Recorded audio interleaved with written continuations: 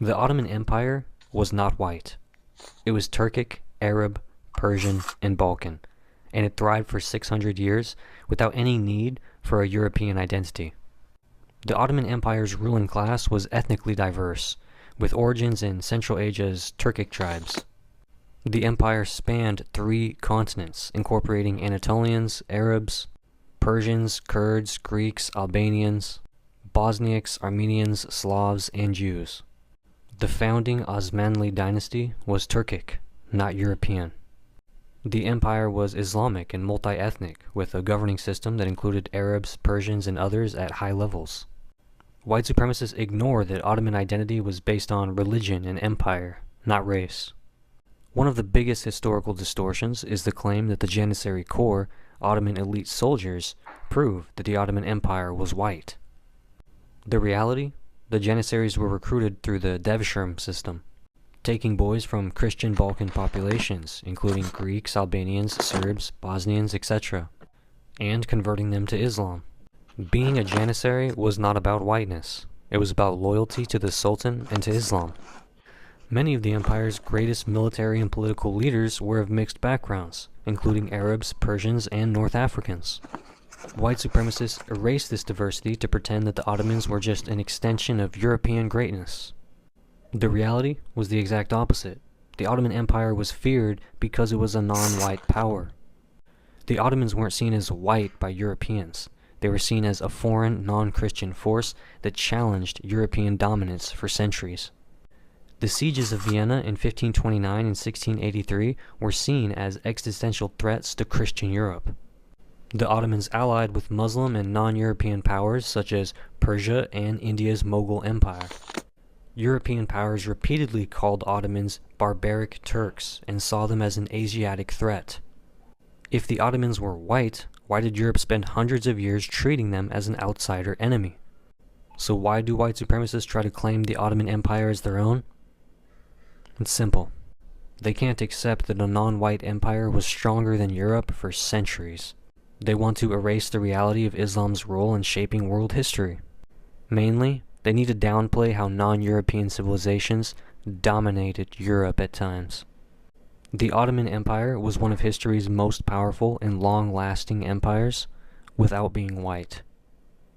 Cope. Hey guys, welcome back to the channel. My name is Beauty. If today is your first time coming across my channel, you are welcome. So I came across this video of this white man here. There is this story we have been told, which is not the reality. This white man right here, he is saying that his fellow white people has been lying to the black people about history for a very long time. And that is truth. You know, we black people, we have been lied to for many years, for centuries, about history and so many other things. But this is the right time for revolution. This is the time that the hidden lies are coming out in reality. Anyway, guys, let's dive into the videos and we will come back to talk more. Subscribe to this channel for more quality content like this. Comment your thoughts in the comment section and we'll be back. The Spartans were not white, and history proves it. White people love to claim Spartans as their ancient warrior ancestors, but the only thing they would have done in battle is get sunburned. Spartans lived in the Mediterranean, not Scandinavia. They had trade, religious, and military ties to Africa and the Middle East. They were described as dark-skinned by their own contemporaries. They did not look like the cast of 300 because that was a movie, not a documentary. Even other Greeks thought they were weird, which is saying something. At some point, we have to ask, if Spartans were truly white, why does history keep making that idea look ridiculous? Sparta was in the Mediterranean, not the Arctic Circle. Sparta was located in the southern part of Greece, known for olives, sunshine, and not producing blonde-haired Vikings. They were part of the Mediterranean world, meaning they had trade and cultural exchanges with Egyptians, Phoenicians, and Persians. Genetic studies show that ancient Greeks, including Spartans, were a mix of Aegean, Middle Eastern, and Northern African ancestry. Meanwhile, Northern Europeans at the time were mostly just trying to figure out fire. In 480 BCE, the height of Spartan military dominance, Northern Europeans were living in tribal societies without written language. The Greeks referred to them as barbarians, which is ancient Greek for "we don't take these people seriously." Sparta had more in common with Egypt than with Viking reenactment festivals. White people weren't inheriting Spartan culture. They were just hoping no one checks a map. Greek civilization, including Sparta, was shaped by trade with Egypt, Anatolia, and Levant. They borrowed military and religious traditions from non-white civilizations. Their gods, myths, and architecture all show clear foreign influence. Their art depicts a range of skin tones, none of which match the cast of Gladiator. Meanwhile, Northern Europeans had no connection to Sparta. Spartans never fought alongside Germanic tribes or Celtic warriors. They didn't sail to Scandinavia to teach them about democracy. No Spartan ever carved "We are white" into a marble column. White people weren't shaping Spartan history. They were just inserting themselves into it centuries later. Greek sculptures and pottery depict Spartans with dark or olive skin. Greek writers described them as tough, rugged, and militaristic, not pale, blonde, and delicate. They wore hairstyles and clothing similar to their North African and Middle Eastern neighbors.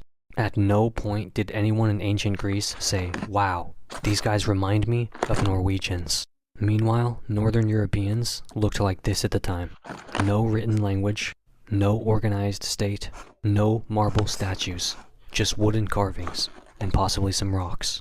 White people weren't Spartan descendants. They were still figuring out soap when Sparta fell. The movie 300 falsely portrayed Spartans as a gym bro fantasy instead of actual warriors. They didn't fight in leather underwear. They wore armor. See, I didn't laugh. They weren't all jacked like fitness influencers. They were malnourished by modern standards. They were real people, not an Abercrombie ad with swords. They lived in a rigid, militarized state where children were raised more by the government than by their families. They weren't fighting for freedom. They ran a brutal slave society where helots did all of the work. They weren't individualists. They practiced state-mandated collectivism that would make even the most hardcore communist rethink their stance. White people weren't honoring Spartan culture. They were rewriting it to try to make themselves look cool. White nationalists cling to Sparta because they have no ancient civilizations of their own. They needed a European warrior society to idolize, and Rome was a bit too multicultural for their taste. They ignore the parts of Sparta that don't fit their ideology, like their reliance on enslaved labor. They cherry-pick Spartan militarism while ignoring their actual political structure. They turn a historically multi-ethnic society into a white nationalist fairy tale. Meanwhile, the real Spartans had no interest in racial purity. They fought alongside non-Greeks when it suited them. They weren't writing "Save Western Civilization" in their battle speeches. They collapsed because their rigid social structures made them completely inflexible. White nationalists weren't inspired by Sparta. They were desperate for a past that doesn't include medieval mud huts. If the Spartans were truly white, why does all historical evidence say the exact opposite? The gladiators were not white. They were black, Middle Eastern, and enslaved Europeans. White supremacists love to imagine gladiators as pure, noble, white warriors fighting for glory in the Colosseum. Hollywood has backed up this myth with movies like Gladiator, always starring some rugged, blue-eyed European man fighting for freedom. The reality? Gladiators were a multi-ethnic mix of enslaved Africans, Middle Easterners, Celts, Germans, and others, most of whom were forced to fight for the entertainment of the Roman elite. The first gladiators were not white. They were enslaved prisoners of war and foreigners. Gladiator fights originated from the Etruscan funeral rituals. They weren't even originally Roman. The first gladiators were enslaved people from conquered nations, including North Africans, Gauls, Thracians, and Middle Easterners. Rome's entire economy was built on enslaving and exploiting foreign people, meaning the average gladiator was not some noble Roman citizen, but an outsider. Black gladiators were common and highly valued. North African and Ethiopian gladiators were famous across the Roman Empire. Ancient Roman art even depicts them. Rome had extensive trade and slavery networks with Africa, meaning that African gladiators were regularly imported. The word Aethiopes, meaning Ethiopians, appears in gladiator inscriptions, proving the black gladiators fought in the arena. The Moors, black North Africans, were also common in gladiatorial combat. If Rome was so white, why did they keep depicting black warriors in their artwork? Middle Eastern gladiators were among the most skilled fighters. Rome recruited soldiers and enslaved fighters from the Middle East, including Parthians and Syrians. Gladiators from Levant, modern-day Syria, Lebanon, and Israel, were known for their agility and their skills with curved swords. The Roman army was full of Arabs and Persians, so it makes sense that the gladiatorial schools included Middle Eastern fighters. Most gladiators were not freemen. They were slaves forced to fight. Despite Hollywood's bullshit noble warrior fantasy, the truth is most gladiators were enslaved men who had no choice. They were prisoners of war, criminals, and debt slaves who were bought and trained under brutal conditions. Gladiator schools operated like slave labor camps where men were beaten, starved, and forced to fight to survive. White supremacists love to fantasize about gladiators, but forget that they were the lowest class in Rome. The most famous gladiator, Spartacus, was an enslaved Thracian, not a white hero. Women were also gladiators, and they weren't white either. Emperor Domitian once hosted a fight between Ethiopian woman warriors. Gladiators were not noble Roman warriors. They were enslaved foreigners, mostly Africans, Middle Easterners, and Celts. The arena was filled with black and brown people, not just white guys.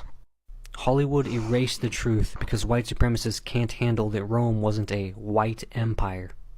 If gladiators were so white, why does history prove otherwise? Cope. White people are the laziest exploiters in history, and the receipts are endless.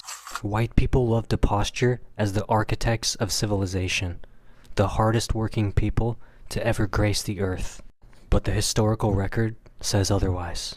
They have never built anything without forcing other people to do the labor. From the plantations of the Americas to the factories of the Industrial Revolution, from colonial conquests to modern corporate exploitation, the white ruling classes have perfected the art of avoiding real work while reaping the rewards of stolen labor. They enslaved millions rather than farming their own land. They looted entire continents rather than develop their own resources. They forced children into dangerous factories while sitting in boardrooms. They built entire economic systems around wage theft and inherited wealth. And today they still live off the spoils of past and present exploitation while calling everyone else lazy. The backbone of white economic dominance wasn't ingenuity or effort. It was forced labor on a global scale. The transatlantic slave trade was born because white landowners refused to till their own soil. European empires enslaved millions rather than build self-sufficient societies. Plantation owners in the US and Caribbean sat in mansions while enslaved Africans worked from dawn to dusk. After abolition, they created sharecropping, tenant farming, and debt peonage to keep non-white people working for free. Translation: white people never built their own economies. They just stole bodies to do it for them. If they were really the world's hardest workers, why did they need millions of enslaved people to do all the labor? It wasn't just labor they avoided. They refused to even create the conditions for labor. They stole land from indigenous peoples rather than develop their own agricultural systems. They plundered Africa, India, and Southeast Asia for raw materials instead of just producing their own. They extracted wealth from colonies while leaving the native people in poverty. They still live off stolen land and resources to this day, while pretending like their wealth comes from hard work. White civilization isn't built on innovation or industriousness. It's built on wholesale theft, followed by smug self-congratulation. When forced labor became less convenient, white elites turned to a whole new class of unpaid workers, their own children. Factories in 19th century England forced children as young as 5 into 16-hour shifts. Coal mines sent white children through tunnels while their fathers drank in pubs. U.S. textile mills worked children to the bone because paying adults was too expensive. White elites lounged in drawing rooms while their own children hacked up soot in mills. If they were such hard workers, why did they need to enslave children to keep their industries running? Slavery and child labor wasn't enough. White business owners then created an entire economic system to keep avoiding work. They paid starvation wages while raking in profits. They passed anti-union laws so workers could not demand fair pay. They relied on immigrant labor, such as Chinese, Mexican, and Caribbean, instead of working hard themselves. They offshored modern labor to the global south, while sitting in air-conditioned offices. And the scam continues. They call themselves job creators while hoarding wealth. They whine about immigrants taking jobs they refuse to do. They pretend finance is hard work, while laborers break their back to survive. White economies aren't built on sweat and toil. They're built on avoiding actual work while leeching off of the working class. After centuries of exploitation, white elites don't even bother to pretend working anymore. They inherited land and businesses built on slave labor. They use nepotism to secure wealth while demanding others pull themselves up by their bootstraps. They take credit for building businesses that their grandfathers stole. They retire early while calling minimum wage workers lazy. They work from home while demanding service workers commute for $12 an hour. They vacation in stolen wealth while mocking the poor for wanting basic housing. They flip houses instead of contributing to their communities. They act like trading stocks is a job while calling actual labor unskilled. If white people built their own wealth, why does so much of it come from inheritance, exploitation, and stolen land? The truth is in the history books, but white people would rather avoid. Europeans never discovered anything. They looted, colonized, and took credit. The myth of European discovery is one of the most arrogant, historically illiterate lies ever told. Europeans didn't discover land, resources, or trade routes. They showed up late, stole shit, and renamed it. Then they rewrote themselves into the history books as pioneers. If someone breaks into your house, kills half your family, renames your living room, and tells everyone that they discovered it, that's what European exploration actually was. Columbus did not discover America. I hope you know that. Millions of people already lived here. He never even set foot in what is currently the United States. He landed in the Caribbean, got lost, then spent his time terrorizing, enslaving, and murdering the Taino people. The indigenous peoples of the Americas were thriving for 10,000 years before Columbus was even born. The Mayans, Aztecs, and Incas had cities, infrastructure, agriculture, as well as advanced knowledge of astronomy and engineering. The Norse, or the Vikings, reached North America 500 years before Columbus. But even they weren't discovering anything because indigenous people were already there. If Columbus had discovered the Americas, that would mean that you could walk into a McDonald's, discover it, and then own it. It isn't discovery, it's theft. Nor did Europeans discover Australia. Aboriginal Australians had been living there for 65,000 years. The oldest continuous civilization on Earth is Aboriginal Australia, with art, culture, and land management techniques dating back tens of thousands of years. When the British discovered Australia in 1770, they declared it terra nullius, meaning nobody's land, despite over 250 indigenous nations already living there. The British then slaughtered, oppressed, and displaced Aboriginal peoples for centuries, turning their homeland into a penal colony for British criminals. Europeans didn't discover trade routes to Asia. The Silk Road and Indian Ocean trade existed for thousands of years before Europeans even knew what a compass was.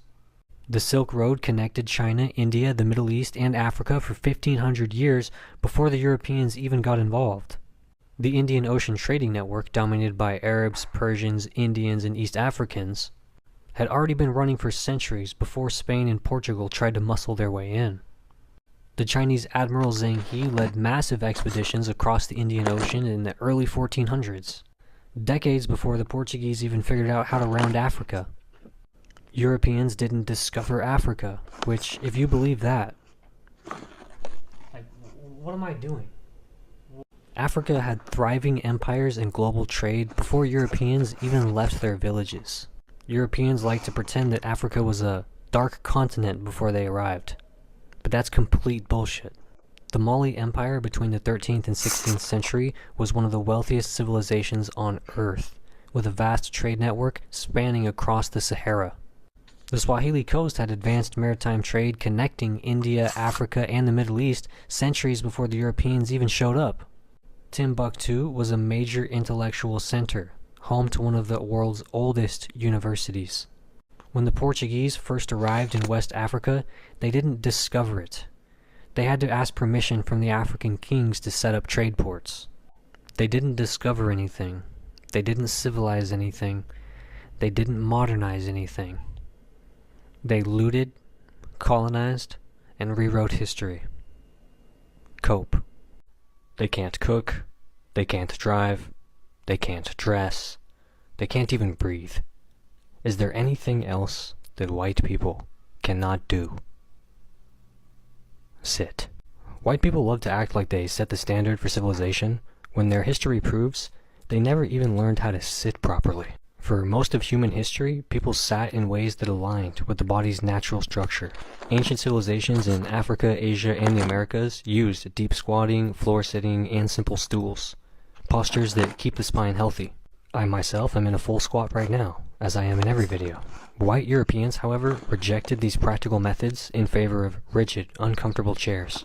Indigenous cultures in the Americas sat and squatted in ways that preserved core strength and flexibility. African societies used simple stools or squatting postures that supported joint health. Asian cultures developed sitting positions such as Seiza and lotus position that encouraged good posture. Middle Eastern cultures used cushions and floor seating for comfort and mobility. Meanwhile, Europeans forced themselves into stiff-backed chairs that damaged their spinal cords forever. White people weren't improving on human traditions. They were ruining them. White people didn't just abandon healthy sitting postures, they also designed furniture that actively ruined their bodies. Medieval European chairs were stiff, high-backed, and uncomfortable, designed more for status than for function. During the Renaissance, they made chairs more decorative, but still ignored ergonomics. By the Victorian era, they forced themselves into rigid, upright chairs that restricted movement. Even modern office chairs are designed poorly, leading to widespread back pain and poor posture. And what was the result? Chronic back and joint pain became normal in Western societies. Europeans had to invent corsets, back braces, and posture correctors just to compensate for bad furniture. They created the modern office chair and had to rediscover lumbar support because their design was so flawed. They now spend billions on physical therapy to fix the issues their own sitting habits have caused. White people literally designed their own suffering, then had to sell solutions to the problems they created. White people have never known how to sit on the floor without looking broken. When white people sit on the ground, they fold their legs at bizarre angles like they've never used them before. They avoid squatting because their flexibility is gone from centuries of bad sitting habits. They struggle to get up from the floor like their joints are rusted shut. They make sitting on the ground look like a near-death experience instead of a normal human function. Sorry, I keep trying to redo that part and I can't, it's killing me. Meanwhile, other cultures have been sitting comfortably for centuries. Squatting is a natural rest position in many African, Asian, and indigenous cultures. Japanese and Middle Eastern cultures developed comfortable floor-based sitting traditions. People outside the West don't need expensive furniture to sit properly. White people weren't just bad at sitting. They made their bodies completely incapable of it. They ridiculed deep squatting as primitive while forcing themselves to sit in unnatural positions. They dismissed Asian and Middle Eastern floor seating as uncivilized, while destroying their own backs. They called indigenous sitting practices savage, only to rebrand them later as mindful living. They turned yoga and meditation sitting postures into luxury wellness trends centuries after ignoring them. Here's the pattern of white discovery. Step 1. Mock non-white practices as inferior. Step 2. Realize those practices were actually better. Step 3. Rename them, market them, and make a profit. White people weren't interested in better ways to sit. They were only interested in better ways to sell it. Now, they have entire industries dedicated to fixing posture problems that they caused. They pay thousands for ergonomic chairs instead of just sitting naturally. They need special mobility training just to regain the ability to squat. They spend millions on chiropractors, physical therapists, and yoga studios to undo centuries of bad habits. Meanwhile, the rest of the world just sits normally, without needing any of that. White people weren't ahead of the curve. They were so far behind, they had to sell themselves a way back. White people didn't innovate sitting. They sabotaged it. They ignored how the rest of the world sits, and now they suffer for it. If they just learned how to sit from non-white cultures, they wouldn't be spending millions trying to fix something that was never broken. Cope. Hi guys, welcome back to the channel. This is a very powerful revelation. The history we are living today, it is by fantasy.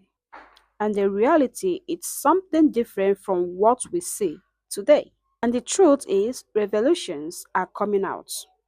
Things that used to be hidden, things that people are afraid to say. People are no more afraid to say it. People are gradually knowing the truth, especially we black people. We are gradually knowing the truth. And with time, we will know the real truth. It is good to see someone like him that is fully unafraid to come out and have the courage to say the truth, the fact about his people. Because we black people, we have been lied to for centuries. We have been lied to for so many years. The history that you see today are not even written by black people. The histories are written by white people. So the question is, why is white people writing black history? And this is why there is a lot of lies in the history. I am glad that a lot of truth is being said. I am glad that people are no more afraid to come out to say the truth without being questioned. Because I can remember so many years ago, people are scared to come out to say the truth the way it should be. But right now, the truth is coming out. People are no more scared to come out and say the fact. And this is exactly what we want. We deserve to know the history, the true history.